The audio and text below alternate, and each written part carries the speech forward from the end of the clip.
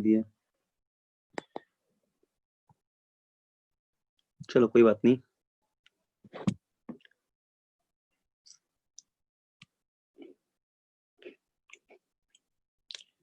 रुको एक सेकंड, रुको, ये लाइट वाला डायग्राम हम प्रिज्म वाला देख रहे हैं।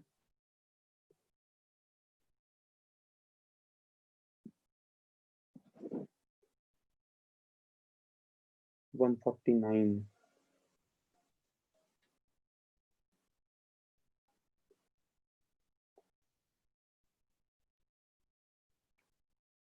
आज ये चैप्टर हम लोग हो जाएगा पूरा कंप्लीट। ठीक है, ज्यादा कुछ नहीं बचा। स्कैटरिंग कराएंगे और कुछ क्वेश्चन आंसर बोलेंगे करने के लिए, और अगला मतलब इसके बाद वाले क्लास में सिर्फ क्वेश्चन आंसर डिस्कस ही करेंगे। न्यूमेरिकल वगैरह और थोड़ा सा मतलब लेंस वगैरह का करना है हम लोग को।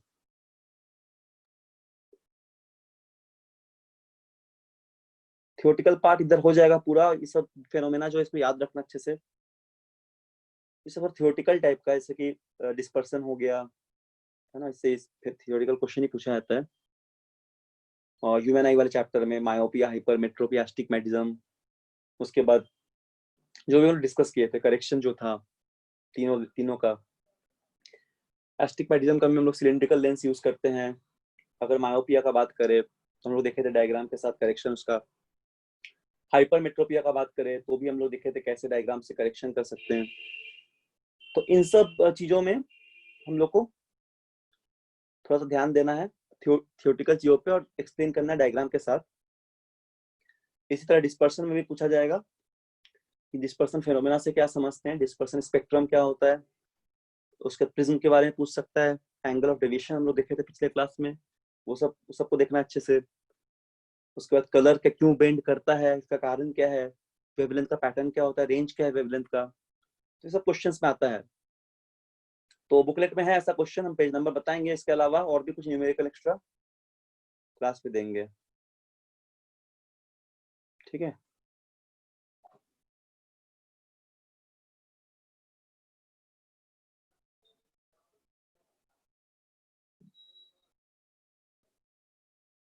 अच्छा हेडिंग में लिख लो रेनबो करके जल्दी से सब लोग। हेडिंग में लिख लो रेनबो।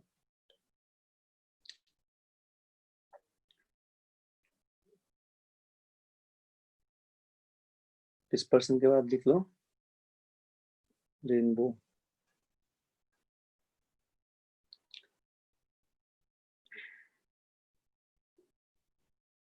ऑप्टिकल फाइबर हो गया था।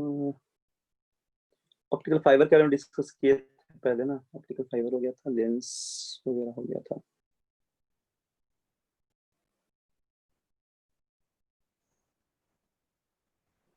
लेंस फॉर्मूला सब तो सब क्वेश्चन बहुत इंपॉर्टेंट होता है, उस क्वेश्चन को देखना ही उससे।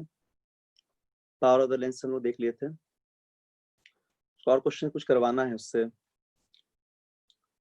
ठीक है, रुको, रेनबो का डायग्राम नहीं मिल रहा हमको, एक सेकेंड। बहुत अच्छे से डायग्राम था यहाँ, थोड़ा सा वेट करो। ठीक, थोड़ा सा बस, डायग्राम नहीं मिल पा रहा है।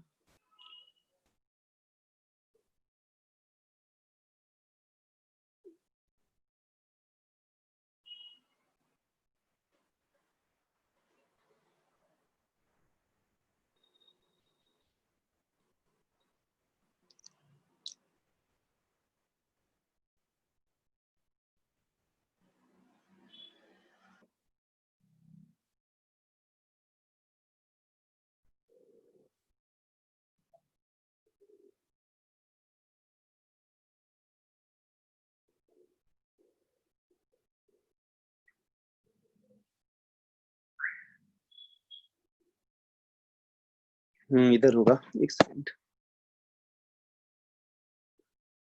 अच्छा, कुछ बात तुम लोग तब तक बोल रहे हैं, जैसे करेक्शंस वगैरह में ना, उसमें करेक्शन जितना भी है, फॉर ये हम लोग जो आई डिफेक्ट पढ़े तो उन सब का करेक्शन ध्यान से एकदम करना दो।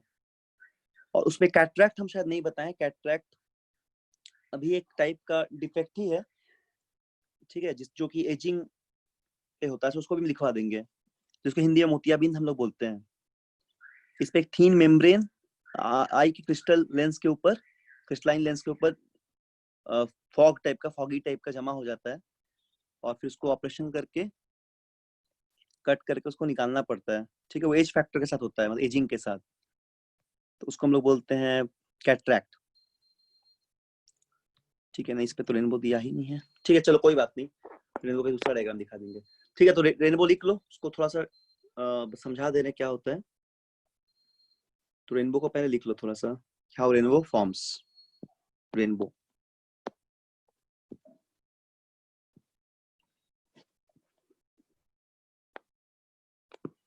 रेनबो कैसे फॉर्म हो रहा है। ठीक है,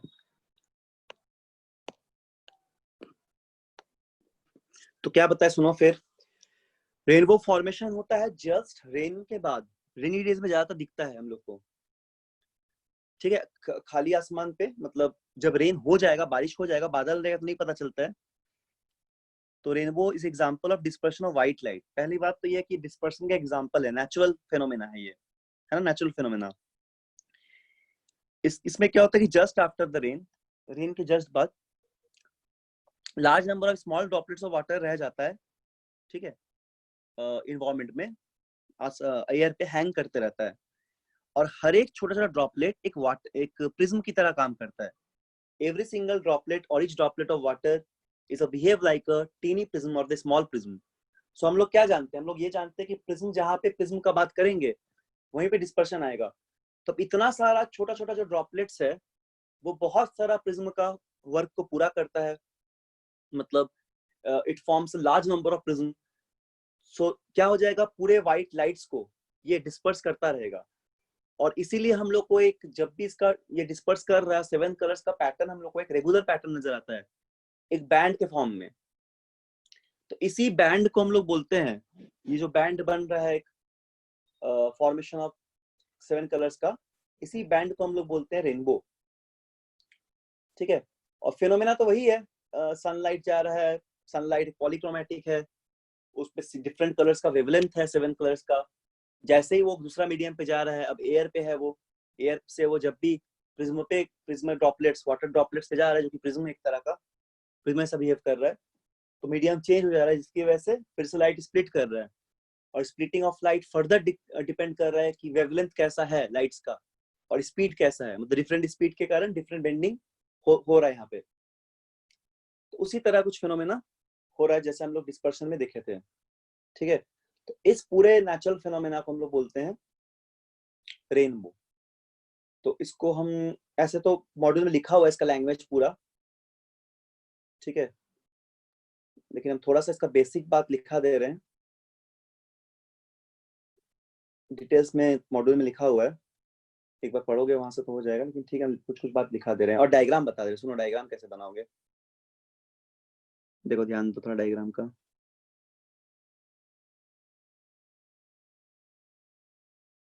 देखो कुछ ऐसा होगा, ठीक है, जैसे मान लो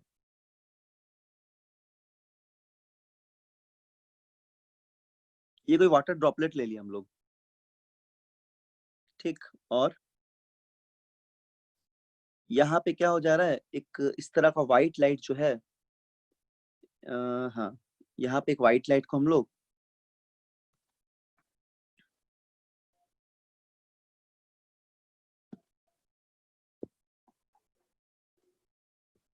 यहाँ पे व्हाइट लाइट को ऐसे एंटर कर रहा है, एक व्हाइट लाइट, ठीक, इस तरह एंटर किया। ठीक है, देख क्या हो गया, ये व्हाइट लाइट है,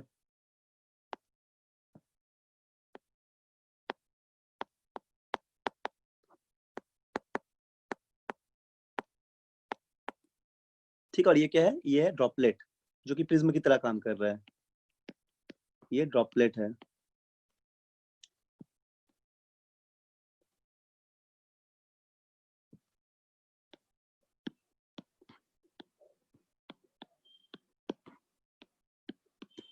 ड्रॉपलेट ऑफ वाटर, एक वाटर का ड्रॉपलेट, ड्रॉपलेट मतलब वाटर ही है, ठीक है। तो जैसे ये ऐसे यहाँ पे एंटर करेगा इस प्रिज्म पे, तो क्या हो जाएगा, 7 कलर में डिवाइड करेगा, ये दो डिफरेंट पैटर्न पे ऐसे डिवाइड करेगा। मान लो कि यहाँ पे इस तरह ये 7 कलर्स के पैटर्न पे डिस्पर्स करने लगेगा तो ऐसे कुछ डिस्पर्स करेगा। थोड़ा बढ़िया इसको बता देते हैं इसको। तो एग्जाम में आएगा तो इसी डायग्राम को बनाओगे इस तरह का, ठीक है, साफ साफ करके थोड़ा, एक सेकंड को।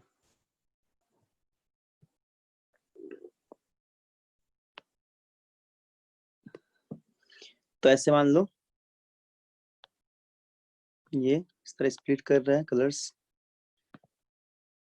सब नहीं दिखा रहे हैं, ठीक है, मतलब चलो दिखा देते हैं ऐसे कुछ कुछ।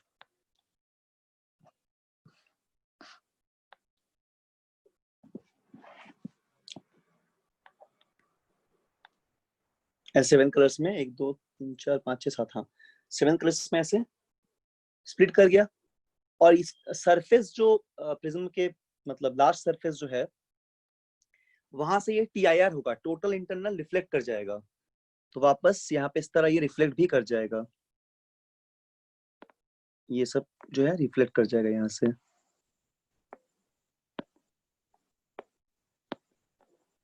थोड़ा इसको साफ साफ बनाओगे, मेरा उतना अच्छा नहीं बन पा रहा है, रुको, ये थोड़ा टेढ़ा टेढ़ा बन गया यहाँ पे।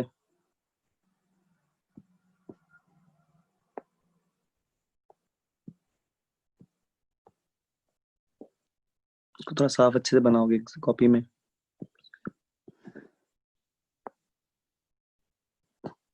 ठीक है, पूरा सर्कुलर होगा और ऐसे ये ऐसे बाहर की तरफ जा रहा है, ठीक है, इस तरह। ये मैं एक रफ डायग्राम बना दिए, ऐसे बाहर निकलेगा, ठीक। इसको अगर इतना पैटर्न नहीं बना के सिंपल तरीके से दिखाए, सिर्फ रेड और वायलेट, तो ये थोड़ा साफ साफ बनेगा। रुको सिर्फ दो दो से दिखा देते हैं, है ना, थोड़ा साफ करके हम लोग बनाते हैं इसको। और इतना सारा पैटर्न नहीं बना के बस दो को ही दिखाते हैं यहाँ पे, तो बाकी सब तो हम लोग जान रहे हैं कि बाकी सब भी होगा उसके बीच में। तो इसको भी बना सकते हो, थोड़ा क्लियर दिखेगा। इस पे क्या करोगे, ऐसे दिखाओ लाइट आ रहा है, रुको, ऐसे दिखाओगे व्हाइट लाइट आ रहा है ऐसे, ठीक है, यहाँ पे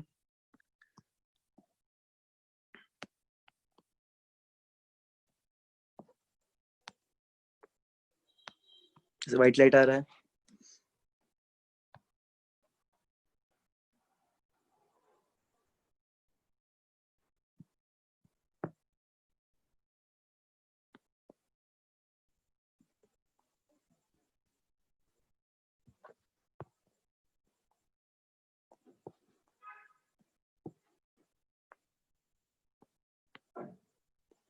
ऐसे व्हाइट लाइट आ रहा है और 7 कलर में स्प्लिट कर जाएगा, तो एक कलर ऐसे रेड दिखा देते हैं हम लोग, है ना, ऐसे थोड़ा स्प्लिट करेगा हल्का, ऐसे एक रेड पे करेगा और यहाँ पे वायलेट दिखा दे देगा, इसके बीच में और भी कलर होगा वायलेट। फिर क्या होगा, ये सरफेस मतलब प्रिज्म के लास्ट सरफेस से यहाँ पे TIR होगा, टोटल इंटरनल रिफ्लेक्शन, ऐसे बेंड करेगा, रिफ्लेक्ट करेगा, ठीक है, पूरा रिफ्लेक्ट कर जाएगा सारा लाइट, बेंड बोल रहे सॉरी, रिफ्लेक्ट करेगा इस तरह। देखो यहाँ रिफ्लेक्शन हो रहा है, ऐसे रिफ्लेक्शन हो रहा है, ठीक है, रिफ्लेक्ट कर जाएगा।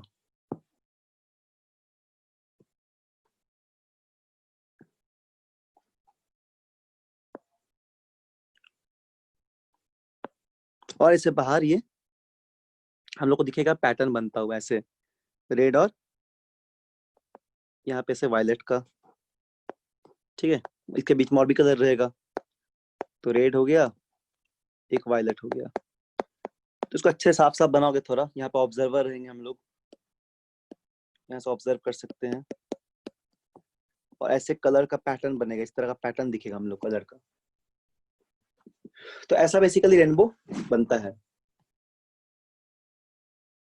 ठीक है। तो इसके डायग्राम को जरूर अच्छे से बनाओगे,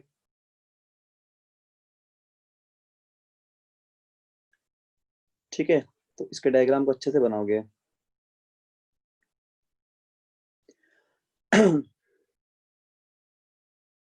तो वही लिख लो रेनबो कैसे बन रहा है, पूरा डिटेल्स में नोट्स नहीं दिखा रहे हैं, बस इतना बोल रहे हैं कि बेसिक कॉन्सेप्ट क्या उसको बोल दे रहे हैं एक बार, कि किस तरह बन रहा है ये फॉर्मेशन ऑफ रेनबो, कैसा हो रहा है। तो याद रखना, बेसिक पॉइंट बता दे रहे हैं यहाँ पे, इस सब पॉइंट को याद रखना, ठीक है। पहला क्या याद रखोगे कि लाइट रेज जो होगा, light rays,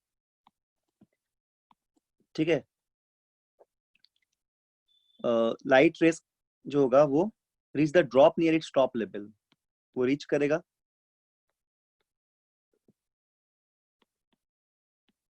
reach the drop, ठीक है। इसके देखो टॉप लेवल पे, एकदम ड्रॉप के ठीक टॉप लेवल पे, near its top level,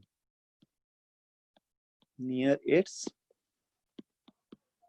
top level. उसके पहले वो सब लिख लोगे, रेनबो इज फॉर्म्ड, पहले से लिख लोगे आफ्टर जस्ट द रेन, ठीक है। अपने लैंग्वेज में लिख सकते हो आफ्टर जस्ट, इसके पहले क्या लिखोगे,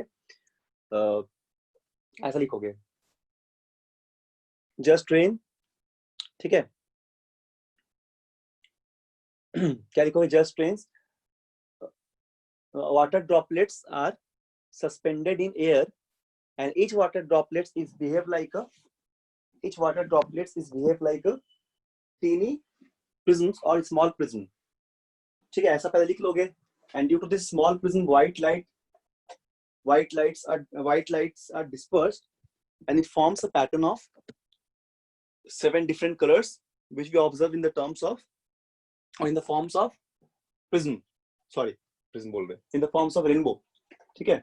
तो ऐसा बेसिक थोड़ा बैकग्राउंड लिख लोगे इसका, उसके बाद ये सब लिखोगे डायग्राम बनाने के बाद। तो डायग्राम बनाने का क्या क्या यहाँ पे लिखोगे, देखो तो पहले लिखोगे light rays reach the drops near its top level, ठीक है। पहले कहाँ जाएगा, टॉप लेवल पे।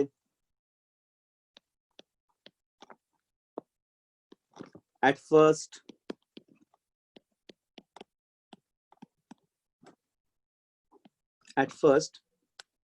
there is refraction. डेफिनेटली जब मीडियम चेंज हो रहा है सबसे पहले क्या हो जाएगा, रिफ्रैक्शन ही तो होगा। At first there is refraction, सबसे पहले रिफ्रैक्शन होगा, ठीक है। At first there is a refraction, ये बात तुम लोग समझ रहे हैं। इसको लिख लो जल्दी जल्दी, नोट डाउन कर लो। At first there is a refraction, ठीक है।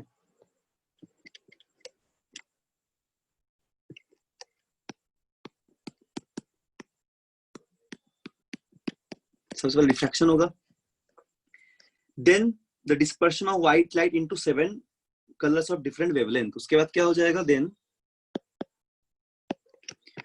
द डिस्पर्शन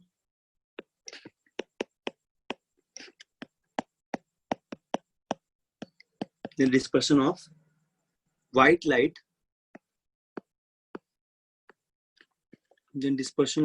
light,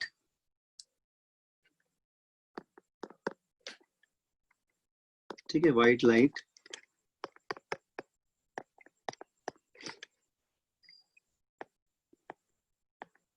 इनटू, ठीक से लिख लो तो जल्दी जल्दी,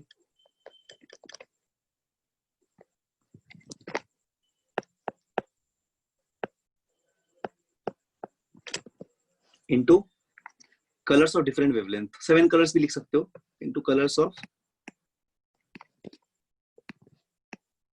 क्या हुआ पेन नहीं चल पा रहा है, colours of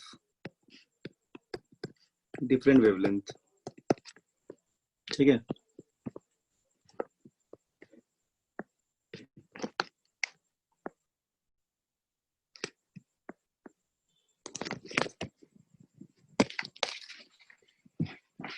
colours of different wavelength,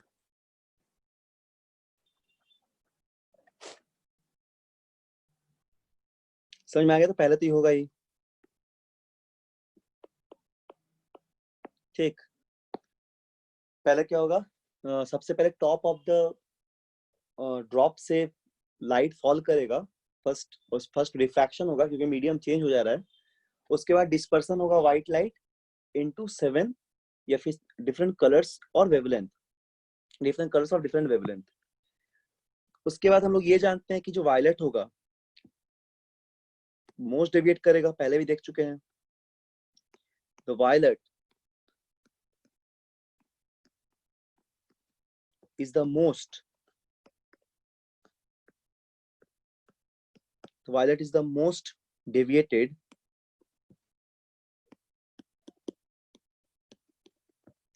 violet is the most deviated, ठीक है, और रेड जो है वो लीस्ट डेविएटेड है, and red is the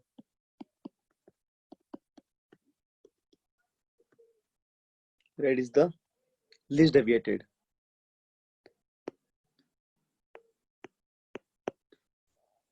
Least deviated.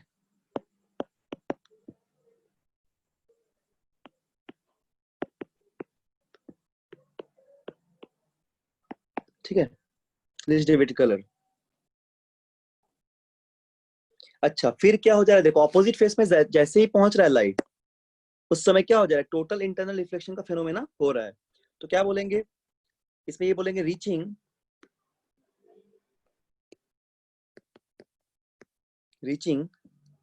The opposite, diagram में दिख रहा होगा सभी को, reaching the opposite side of the drop,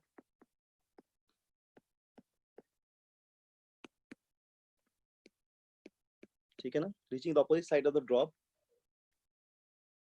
ठीक, reaching the opposite side of the drop, each colour is refracted back, refracted, reflection से refracted बोल रहे हैं हम लोग, रिफ्रैक्टेड तो नहीं बोलेंगे, reflected back, sorry, reaching the opposite side of the drop, each colour is reflected back, ठीक, each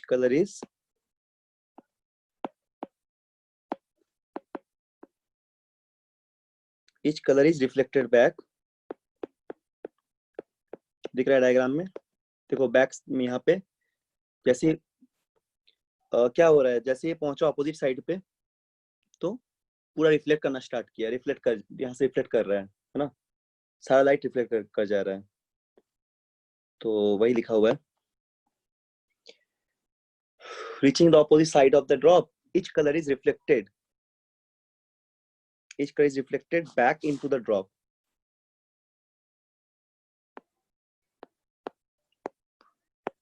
back into the drop,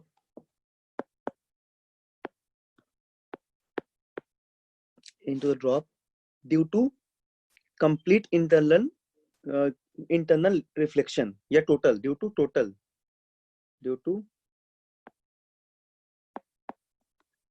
TIR जो हम लोग पढ़े थे पहले, due to total internal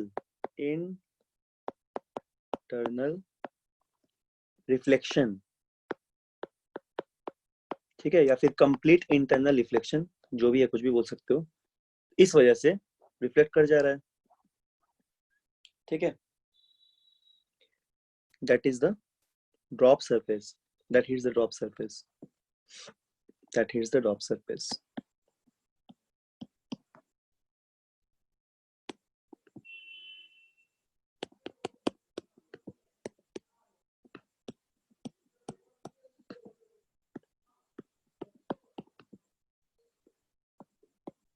ठीक है।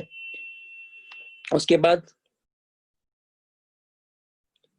फिर क्या हो रहा है, रिफ्लेक्ट कर जाए एयर पे, वापस रिफ्लेक्ट कर रहा है सारा कलर, फिर सारा कलर देखो वापस एयर पे आ जा रहा है, डायग्राम में दिख रहा होगा। तो लास्ट में क्या लिखेंगे हम लोग, एवरी कलर इज रिफ्रैक्टेड, ठीक है, टू द एयर अगेन, ऐसे लिखोगे स्टेप्स को जब भी रेनबो को पढ़ोगे डायग्राम के साथ, और बेसिक इंट्रोडक्शन लिख लोगे थोड़ा सा पहले, उसके बाद ये सब प्रोसेस को जरूर लिखोगे। Every colour is reflected to the air again, फिर वापस एयर में चला जा रहा है, और हम लोग क्या देखेंगे, हम लोग देखेंगे we experience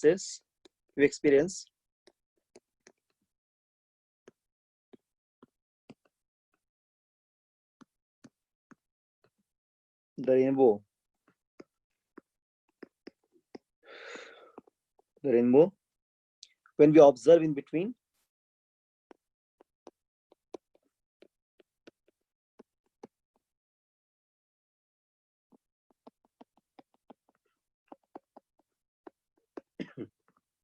in between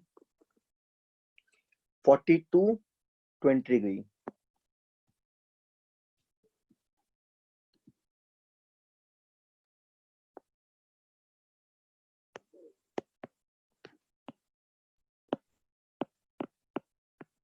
ठीक है, तो लोग एक ऐसा आर्क टाइप का दिखेगा। तो ये जो फेनोमेना है basically this is the phenomena called rainbow, इसी को हम लोग बोलते हैं रेनबो। ठीक है, तो बहुत ही सिंपल फेनोमेना है, ऐसा बोल सकते हैं कि it is example of dispersion of light. It is nothing but the example of dispersion of light, and it is a kind of phenomena which is a natural example of dispersion of white light. हम लोग तो किसी glass prism से कर सकते हैं lab में perform, और ये एक नेचुरल एग्जांपल है, मतलब हम लोग को ऐसा इन्वायरमेंट में होता हुआ दिखता है। ज्यादातर दिखेगा रेनी सीजन में, रेन के जस्ट बाद, और उस समय आसमान पूरी तरह साफ रहता है, और क्या होता है कि वाटर ड्रॉपलेट्स हैंग करते रहता है। हर एक वाटर ड्रॉपलेट एक छोटा सा मैग्नेट की तरह बिहेव करेगा, और बहुत सारा मैग्नेट चूंकि एक साथ फॉर्मेशन हो जा रहा है, बहुत सारा मैग्नेट का, मैग्नेट बोल रहे हैं बार बार, सॉरी, बहुत छोटा सा प्रिज्म की तरह दिखेगा, और सारा वाटर ड्रॉपलेट्स एक साथ है, तो एक साथ बहुत सारा प्रिज्म बन जा रहा है। तो प्रिज्म के टॉप से व्हाइट लाइट एंटर कर रहा है, और जैसे एंटर कर रहा है उसके बाद क्या हो जा रहा है, ये रिफ्रैक्ट करेगा, मीडियम चेंज हो तो रिफ्रैक्शन होगा। रिफ्रैक्शन होने के बाद जो अपोजिट फेस है उस ड्रॉपलेट का, जो कि प्रिज्म की तरह बिहेव कर रहा है, वहां से TIR हो रहा है, टोटल इंटरनल रिफ्लेक्शन। रिफ्लेक्शन होने के बाद क्या हो जाएगा, वापस वो बाहर एयर पे रिफ्रैक्ट करेगा। तो हम लोग को इसी वजह से एक पैटर्न नजर आएगा। पैटर्न कैसा होगा, हम लोग एक पैटर्न नजर आएगा जिसमें 7 कलर्स का बैंड टाइप का दिखेगा। इसी पैटर्न को हम लोग बोलते हैं, इसी पैटर्न को हम लोग बोलते हैं क्या, रेनबो। ठीक है, इसी पैटर्न को हम लोग बोलते हैं रेनबो। समझ में आ गया ना, तो इतना सिंपल सा है। चलो अब हम लोग देखते हैं थोड़ा स्कैटरिंग के बारे में, जैसे कि रिले स्कैटरिंग क्या होता है, ये सब, ये फेनोमेना नहीं देखे अभी तक हम लोग स्कैटरिंग, ये हम लोग लास्ट बचा हुआ टॉपिक बस। ठीक है, हम लोग देखते हैं स्कैटरिंग के बारे में, स्कैटरिंग ऑफ लाइट।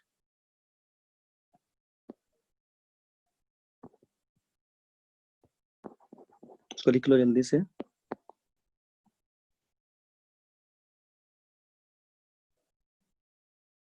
ये तो लोग शायद केमिस्ट्री में थोड़ा पढ़े हो कभी, टिंडल इफेक्ट वगैरह। अच्छा बोलो, समझ में आया सभी को जो बोले अभी, प्रिज्म समझ में आ गया, बोलो बोलो। Yes sir. बता पाओगे, कोई समझा पाओगे, समझाओ तो जल्दी 2 मिनट में, उसके बाद हम लोग आगे बढ़ते हैं। सो ट्रायंगुलर प्रिज्म, नहीं, ये रेनबो बोल रहे हैं, डिस्पर्शन। प्रिज्म तो समझ में आ ही गया होगा, डिस्पर्शन समझ में आया। यस सर, यही वाला ना जहाँ ड्रॉपलेट में व्हाइट लाइट एंटर हाँ करता है, फिर हाँ, ये वाला ये मैकेनिज्म। रिफ्रैक्शन होके फिर 7 कलर्स में स्प्लिटिंग होता है, फिर TIR की वजह से ये रिफ्रैक्शन हो जाता है सातों कलर्स का, और फिर ऑब्जर्वर को रेनबो दिखता है। हाँ वेरी गुड, ये फिनोमेना याद है। ठीक है, और प्रिज्म, प्रिज्म के बारे में भी पता है, प्रिज्म कैसे डिस्पर्स हो रहा है। डिस्पर्शन फिनोमेना ही बोलते हैं नॉर्मल वाला, मतलब जो प्रिज्म से हो रहा है, उसको ही बोल दो जल्दी। सो वो प्रिज्म वाला ना, ट्रायंगुलर प्रिज्म। हाँ, ट्रायंगुलर प्रिज्म वाला। सर उसमें भी वही व्हाइट लाइट एक साइड से एंटर करता है, उसके बाद फिर ये रिफ्रैक्शन होता है जहाँ पे रेड सबसे लीस्ट बेंड करता है, वायलेंट मोस्ट बेंड करता है, और ऐसा ये क्यों होता सब। है, लिस्ट बेंड और मोस्ट बेंड का फिनोमेना क्यों हो रहा है, बोलो। सर रेड का रिफ्रैक्टिव इंडेक्स कम है। रिफ्रैक्टिव इंडेक्स की वेवलेंथ। हाँ सॉरी, वेवलेंथ कम है, और वायलेंट का ज्यादा है कंपैरेटिवली। नहीं, वेवलेंथ तो रेड का ज्यादा है ना, रेड का वेवलेंथ ज्यादा है, तो सॉरी ज्यादा सर, थोड़ा है तो कंफ्यूज हो इसीलिए। गया ये वाले पार्ट में। अच्छा, देखो हम इसको तुमको बताए थे स्टार्टिंग में ही, पिछले क्लास में लिखा भी दिए थे, इसको देखो ध्यान दो एक बार, इसमें गलती हो जाएगा नहीं तो। मोस्ट बेंडिंग वायलेट करेगा, लेकिन वायलेट का वेवलेंथ कम होगा, है ना, इसको ब्रैकेट में लिख देते ताकि तुम कंफ्यूजन ना हो। वायलेट का वेवलेंथ जो होगा ना वो कम होगा, इसका वेवलेंथ ऐसे एरो बनाते नीचे की तरफ कम होगा। रेड का वेवलेंथ बहुत ज्यादा होगा, सबसे ज्यादा रेड का ही होगा, ठीक है, रेड का वेवलेंथ बहुत ज्यादा होगा, इसका हाई वेवलेंथ रहेगा।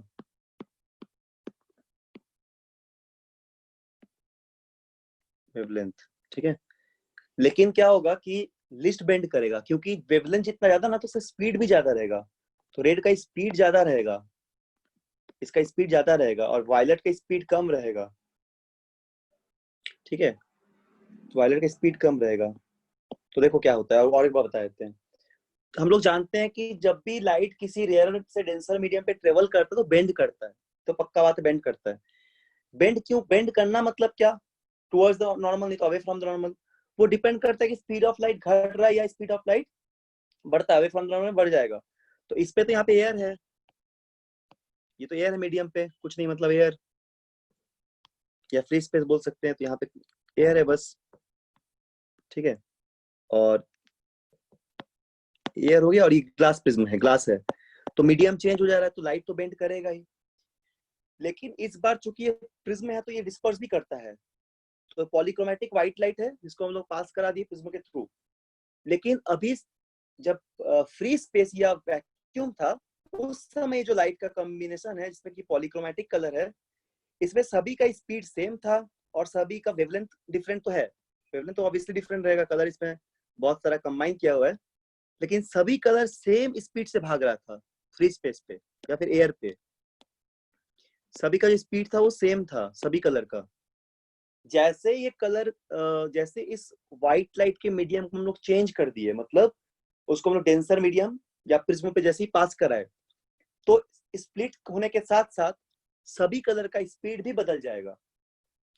स्पीड बदल रहा है वो डिपेंड कर रहा है वेवलेंथ पे, तो कलर का मतलब वेवलेंथ, क्रोमैटिक का मतलब वेवलेंथ, जैसे बोलते हैं पॉलीक्रोमैटिक मतलब more than wavelength, one wavelength, monochromatic मतलब सिंगल वेवलेंथ। क्रोमैटिक वर्ड आया वेवलेंथ से, और क्रोमैटिक से आया तो आया है कलर, तो कलर का जो वर्ड है वो एक्चुअली वेवलेंथ से ही आया है, ठीक है। तो अब देखो इसमें तुम ये जान रहे हो कि सभी कलर्स का वेवलेंथ बिल्कुल अलग अलग है। रेड का वेवलेंथ बहुत ज्यादा होता है, तो रेड का वेवलेंथ अगर ज्यादा होता है तो रेड का स्पीड भी ज्यादा होगा, क्योंकि तुम एक रिलेशन पढ़ोगे क्लास 12th में या फिर कभी 9 में भी शायद पढ़े हो, जैसे कि इक्वल टू हम लोग लिखते हैं एस सी बाई लैम्डा, है ना, एस सी बाई लैम्डा ऐसे लिखते हैं।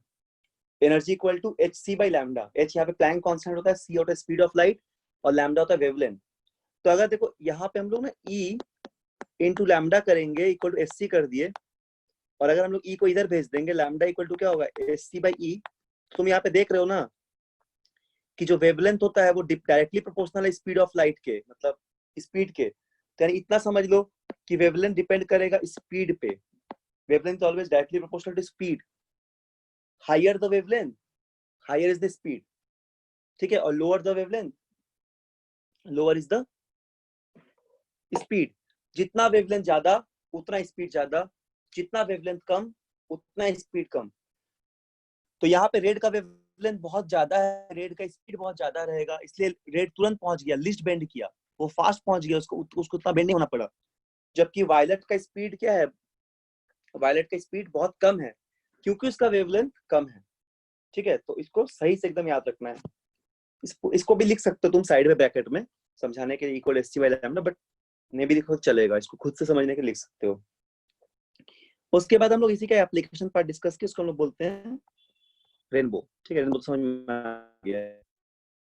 तो अगर डायग्राम जब एग्जाम में लिखने आएगा पूरा अच्छे से, और लिखोगे थ्योरी पार्ट जो भी है।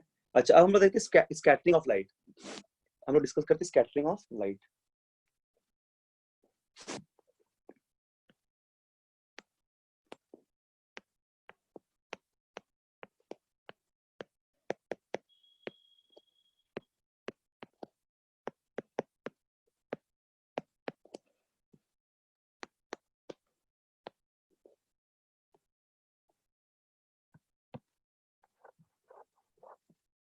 स्कैटरिंग ऑफ लाइट, देखो ये केमिस्ट्री में तुम लोग पढ़ते हो जनरली, टिंडल इफेक्ट वगैरह, ठीक है। टिंडल इफेक्ट का इसका एग्जांपल है। और इसका एक हम लोग बोलते हैं ना ब्लू कलर ऑफ स्काई क्यों हो रहा है, ये सब इसमें पढ़ेंगे हम लोग कि आसमान का कलर ब्लू क्यों होता है, सनसेट के टाइम में रेडिश टाइप का क्यों नजर आता है। ये सब चीज को हम लोग देखेंगे इसी प्रिंसिपल में, स्कैटरिंग में। तो लाइट जो होता है उसको हम लोग बेसिकली एग्जामिन कर सकते हैं, ठीक है, इसके सोर्स से लाइट को। जैसे मान लो कि अगर हम लोग को नेचुरल सोर्स ऑफ लाइट का बात करें तो हम लोग के दिमाग में क्या क्या आ जाएगा, हम लोग के दिमाग में तुरंत आ जाएगा नेचुरल सोर्स ऑफ लाइट का मतलब हो गया मून, या फिर हो गया मून, सन, ठीक है। मून तो रिफ्लेक्शन की वजह से हो रहा है, sun is the natural source of light, ठीक है। सन हो गया नेचुरल सोर्स ऑफ लाइट। उसके बाद तो इस सब कुछ भी एग्जांपल हम लोग के दिमाग में आ जाएगा, ठीक है। अब क्या होता है स्कैटरिंग में, स्कैटरिंग क्या फेनोमेना होता है, देखो बहुत छोटे छोटे पार्टिकल्स जो होता है, माइन्यूट पार्टिकल्स, ठीक। लाइट जब पास करता है एक मीडियम से किसी दूसरे मीडियम पे, जैसे मान लो कि ये glass of water, glass medium, glass से लेके वाटर पे, या फिर और भी किसी मीडियम पे अगर ट्रेवल कर रहा है, ठीक है। तो क्या हो जाएगा, इसमें तो हम लोग फेनोमेना देख चुके हैं। लेकिन अगर लाइट किसी छोटे से माइन्यूट पार्टिकल्स की वजह से अगर स्कैटर्ड कर जाए, स्कैटर्ड का मतलब हिंदी में क्या होता है, बिखरना, है ना।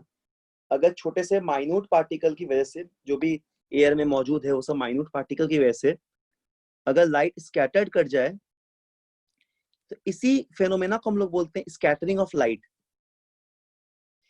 छोटा छोटा माइन्यूट पार्टिकल जो होता है उससे अगर लाइट स्कैटर्ड कर जाए, ठीक है, तो उसी फेनोमेना को हम लोग बोलते हैं स्कैटरिंग फेनोमेना, स्कैटरिंग बोलते हैं, ठीक। जैसे मान लो हम लोग के नेचर में बहुत सारे स्मॉल डस्ट और पार्टिकल, ये सब हम लोग के इन्वायरमेंट में है, तो लाइट उन सब से भी स्कैटर्ड करता है, लाइट उन सब से भी स्कैटर्ड करता है, ठीक है। तो इसी फेनोमेना को हम लोग स्कैटरिंग बोलते हैं। और स्कैटरिंग जो पार्टिकल्स होता है उसका एक डिफरेंट साइज पे, मतलब क्या उसका साइज है उस पे भी स्कैटरिंग डिपेंड करता है कि लाइट कितना स्कैटर करेगा, ठीक है। तो इसको एक बार अच्छे से लिख लो।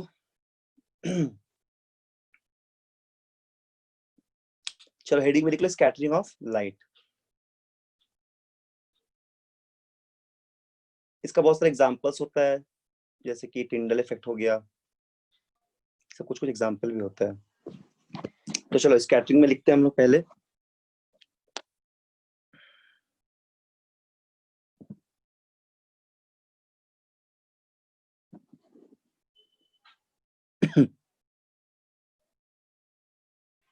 तो लिखो उस पे,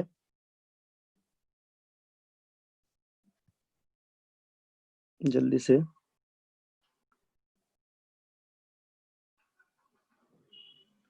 लिखो, क्या लिखोगे,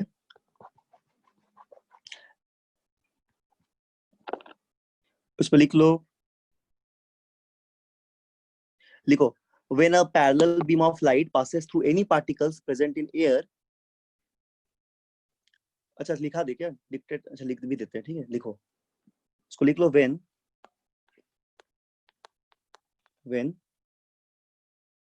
a parallel beam of light, या सिंपली लाइट भी लिख सकते हो,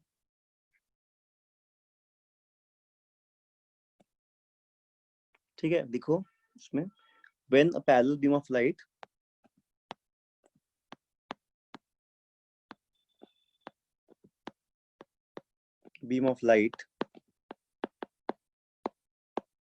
ठीक है, when a parallel beam of light passes through any particle, passes through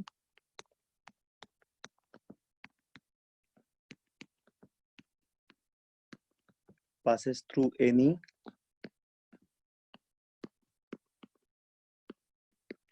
particle, ठीक है, passes through any particle present in air,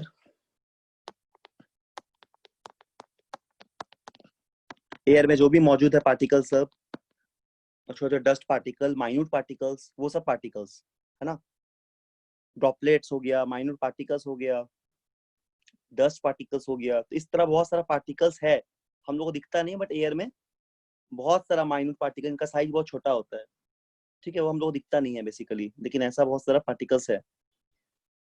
आसमान मतलब हम लोग जब आसमान पे देखते हैं उसमें भी बहुत सारा डस्ट पार्टिकल्स है, बहुत सारा माइन्यूट पार्टिकल्स है।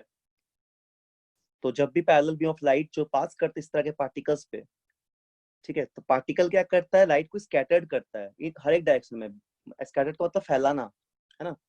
तो क्या हो जाएगा, the particle present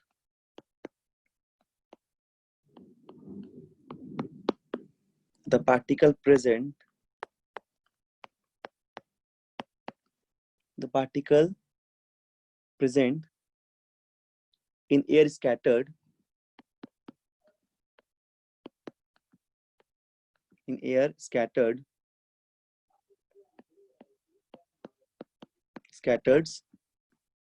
the light beam in all direction, the light beam in all direction।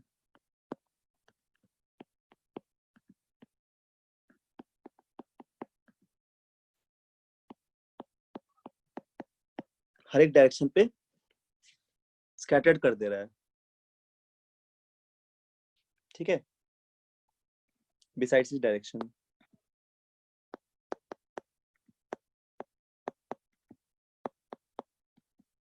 Besides इस डायरेक्शन,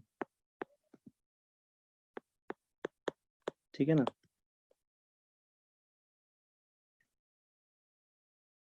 समझ में आ गया, बिसाइड इट्स इंसिडेंट डायरेक्शन में लिख सकते हो, डायरेक्शन या फिर इंसिडेंट डायरेक्शन सही रहेगा वर्ड, इंसिडेंट डायरेक्शन।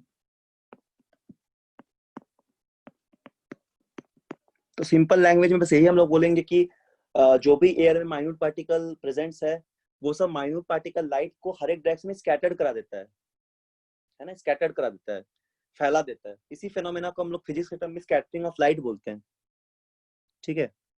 इसी फेनोमेना को the phenomena of light striking the particle present in air and after absorbing some of light it radiates in it in different direction except the incident direction is called scattering of light, ठीक है। ऐसे भी इसको हम लोग बोल सकते हैं प्रॉपर वे में, इस तरह क्या बोलेंगे हम लोग, this phenomena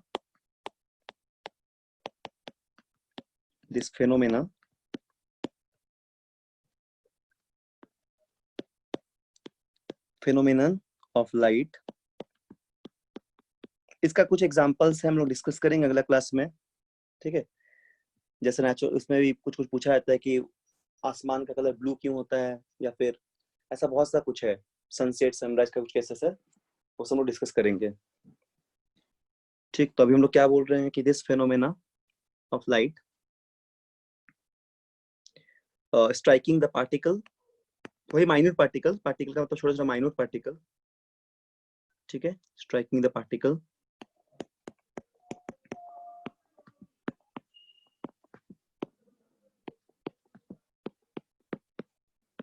striking the particle present in the air,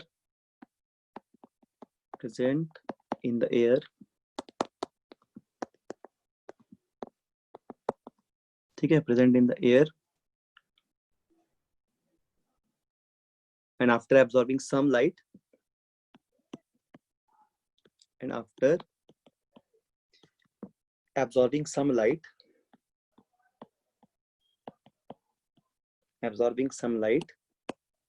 कुछ लाइट एब्जॉर्ब भी कर लेता है ना। It radiate in different, radiate मतलब फैल रहा है, वही बात है, ठीक है। It is radiates in different directions,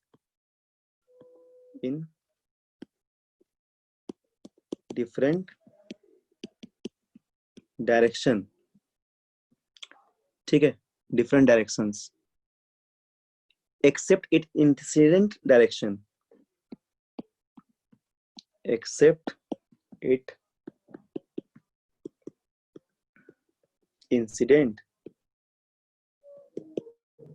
लिख लो इसको अच्छे से, इंसिडेंट डायरेक्शन। ठीक है, तो इस फेनोमेना को हम लोग बोलते हैं स्कैटरिंग ऑफ लाइट। इसी फेनोमेना को हम लोग बोलते हैं scattering of light. This phenomena is called scattering of light.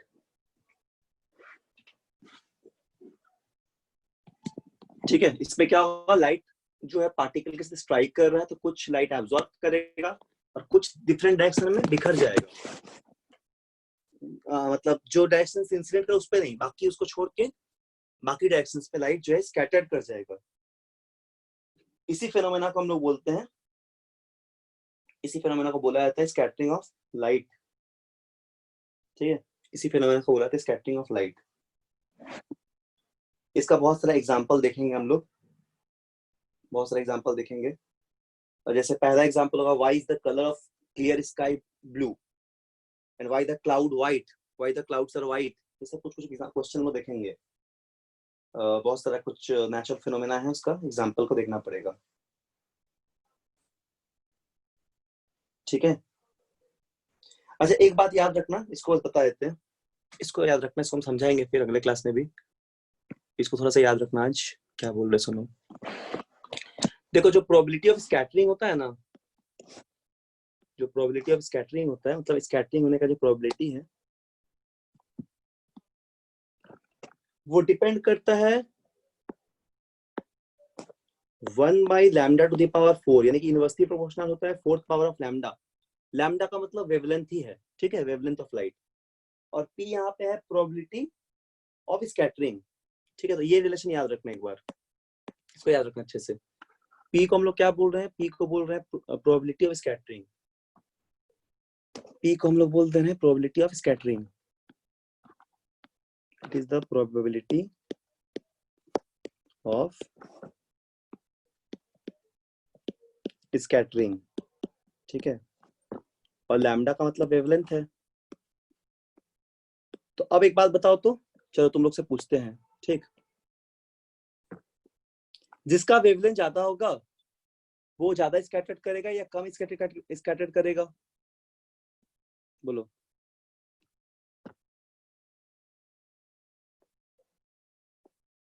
बताओ, अगर वेवलेंथ ज्यादा हो तो स्कैटर्ड ज्यादा करेगा या कम करेगा? फिर ज्यादा। वेवलेंथ ज्यादा से ज्यादा स्कैटर्ड करेगा। ठीक से बोलो। सर कम करेगा। कम करेगा, यूनिवर्सिटी पोर्शन है ना, ज्यादा क्यों बोल रहे हो? अगर वेवलेंथ ज्यादा है तो स्कैटर्ड क्या करेगा, स्कैटर्ड कम करेगा। इसलिए आसमान तुम रेड कलर का देखते हो क्या, नहीं देखते हो? अगर ऐसा होता कंडीशन ना, तो पूरा आसमान रेड दिखता। ठीक है, या पानी का कलर भी कुछ दिखता दूसरे कलर का, क्लाउड भी कुछ और कलर का दिखता। तो जितना कम वेवलेंथ उतना ज्यादा स्कैटर्ड करता है लाइट, जितना कम वेवलेंथ उतना स्कैटरिंग ज्यादा होगा। तो वेवलेंथ थोड़ा कम होता है ब्लू कलर का, इंडिगो का वेवलेंथ थोड़ा सा क्रिटिकल, मतलब कुछ कंडीशन ऐसा आता है उसका वेवलेंथ कम रहता है, इसलिए स्कैटर्ड भी ज्यादा करता है। और रेड कलर बहुत कम स्कैटर्ड करेगा। ठीक है, तो इस एप्लीकेशन को याद रखना, मतलब इस एग्जांपल को, एग्जांपल क्या बोलेंगे, सॉरी रिलेशन बोल सकते हैं, इस रिलेशन को याद रखना। ठीक है, ये है प्रोबेबिलिटी ऑफ स्कैटरिंग। ठीक है, ये प्रोबेबिलिटी ऑफ स्कैटरिंग है, इट डिपेंड करता है वेवलेंथ पे। Higher the probability of scattering, lower is the wavelength, higher the wavelength, lower is the probability of scattering. So this is the very important relation. ठीक है, आज तो हम यहीं तक देख रहे हैं। इसका अगला क्लास, मतलब इसके नेक्स्ट क्लास में ये चैप्टर एक बार रिले स्कैटरिंग को फिर से बता देंगे, ये कंसेप्ट्स को, और इसका कुछ एग्जांपल बताएंगे डायग्राम के साथ। थोड़ा सा बाकी ऐसे कि कुछ एग्जाम में पूछा जाता है कलर्स के बारे में, वही सब, ब्लू कलर क्यों होता है, व्हाइट कलर क्यों होता है, क्लाउड का, सनसेट सनराइज का कुछ कैसे आता है, सब डिस्कस कर देंगे। बस थोड़ा सा सब बचा हुआ है। और इसके अलावा फिर क्वेश्चन आंसर कुछ करेंगे हम लोग, न्यूमेरिकल और भी करवाना था। तो ये हो गया चैप्टर, एक क्लास लगेगा और 2 क्लास और न्यूमेरिकल करवा देंगे, न्यूमेरिकल कुछ इंपॉर्टेंट क्वेश्चन टाइप का। ठीक है, तो इसी मतलब मंथ में हो जाएगा पूरा कंप्लीट अच्छे से। और फिर सोर्स ऑफ एनर्जी तो 2 क्लास लगेगा, 2 से 3 क्लास बस। उसमें न्यूक्लियर रिएक्शन बस समझाना है, बाकी सब तो बहुत थियोरेटिकल होता है। तो इसका तुम सवाल बनाओगे, आज हम होमवर्क दे देंगे ग्रुप में, ठीक है? पेज नंबर बता देंगे, वहां से बनाओगे। ठीक है, चलो।